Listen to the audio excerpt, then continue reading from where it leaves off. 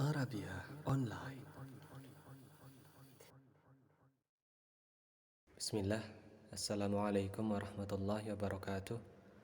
Insyaallah kita akan melanjutkan materi kita hari ini, ya.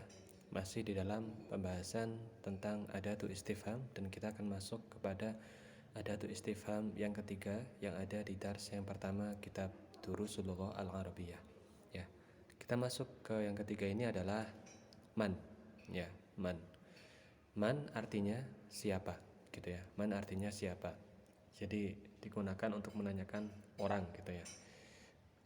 Definisinya kita lihat ismu istifhamin lil aqil, gitu ya. Jadi ini lawannya ma. Kalau misal ma itu ismu istifhamin lil ghairi atau li ghairi aqil. Kalau misal man ini digunakan untuk yang aqil, ya. Ismu istifhamin lil aqil, jadi digunakan untuk yang berakal, gitu ya. Isim istifham yang digunakan untuk yang berakal, gitu ya. Dalam bahasa Indonesia definisinya isim yang digunakan untuk menanyakan sesuatu yang berakal, ya, manusia tentunya, gitu ya. Jadi misal buat nanya orang atau nama, atau nanya siapa yang melakukan, gitu ya, itu menggunakan man, ya, bukan ma. Al-misal, ya. Al-misal, contoh di sini, man hada, siapa ini, gitu ya. Maka jawabannya hada tabibun, ini adalah dokter, ya. Ini adalah dokter, jelas, ya.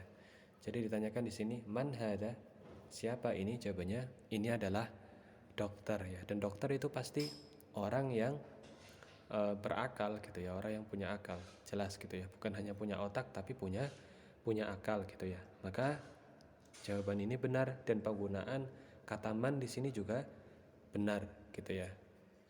Kita masuk ke contoh yang kedua. Man hadza, gitu ya. Siapa ini?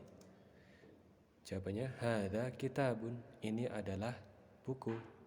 Maka contoh yang kedua ini adalah salah. Ya, kenapa salah?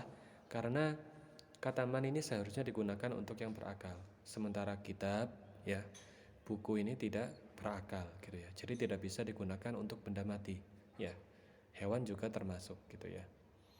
Jadi tidak bisa digunakan untuk benda mati dan juga hewan, juga tumbuhan. Intinya sesuatu yang tidak berakal, gitu ya. Demikian materi kita hari ini. Insyaallah kita akan lanjutkan di materi kita yang selanjutnya. Syukran, jazakumullahu khairan.